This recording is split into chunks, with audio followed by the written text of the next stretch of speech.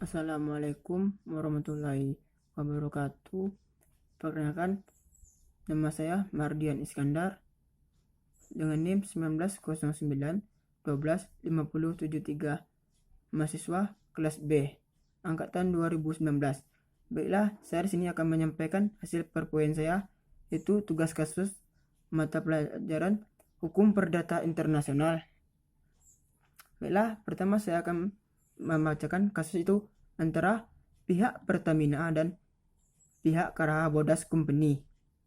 Kronologi: putusan Pengadilan Negeri Jakarta Pusat yang membatalkan putusan arbitrase Jenewa sehubungan dengan sengketa antara pihak Pertamina dengan pihak Karaha Bodas Company atau yang biasa disebut atau disingkat KBC dinilai sudah tepat sebelum ada pendaftaran putusan arbitrase di pengadilan negeri dieksekusi di jurisdiksi pengadilan manapun tidak diperkenankan. Sebelumnya, Pengadilan Negeri Jakarta Pusat dalam putusnya membatalkan putusan arbitrase Jenewa untuk perkara KBC melawan Pertamina. Alasannya, majelis arbitrase telah melampaui kewenangannya ketika memutus perkara tersebut pada tanggal 18 Desember tahun 2000 lalu. Hal tersebut melanggar hukum karena dalam perjanjian antara pihak Pertamina dan pihak Karaha Bodas telah menyepakati bahwa hukum yang berlaku adalah hukum Indonesia. Artinya selama sidang berjalan, pengadilan tidak boleh ikut campur. Ini sesuai dengan pasal 3 dan pasal 11 Undang-Undang Nomor 30 Tahun 1999 tentang arbitrase. Selanjutnya itu langkah-langkah penyelesaian sengketa. Yang pertama, amar putusan tingkat Pengadilan Negeri Jakarta Pusat. Pengadilan Negeri Jakarta Pusat mengadili sengketa antara pihak perusahaan pertambangan minyak dan gas bumi negara atau Pertamina dengan Karaha Bodas Company. ELC telah memberikan keputusan dalam pokok perkara pembatalan putusan arbitrase Jenewa pada tanggal 18 Desember tahun 2000.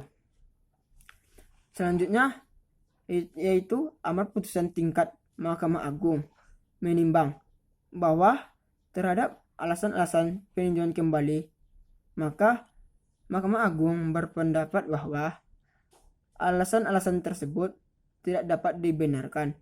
Oleh karena itu, yurisdiksi tidak melakukan kekeliruan atau kehilapan yang nyata karena country of origin harus diartikan sebagai di mana putusan arbitrase dijatuhkan berbeda dengan hukum substantif yang digunakan arbiter.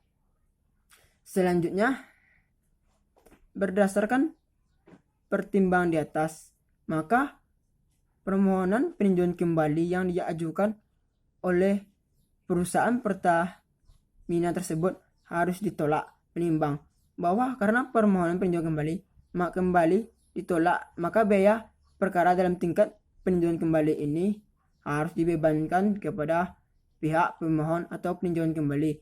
Maka dari sini dilihat bahwa pihak Pertamina mengalami kekalahan di pengadilan.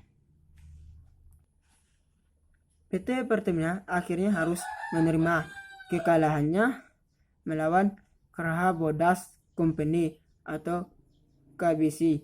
Dana milik Pertamina di Bank of America pun harus rela diambil oleh Karaha Bodas Company untuk membayar ganti rugi. Sudah ada keputusan dari pengadilan kalau duit itu bisa dicairkan oleh Karaha Bodas Company. Bahkan Karaha Bodas sudah dapat izin menyita aset milik perusahaan minyak milik pemerintah ini berdasarkan keputusan peradilan.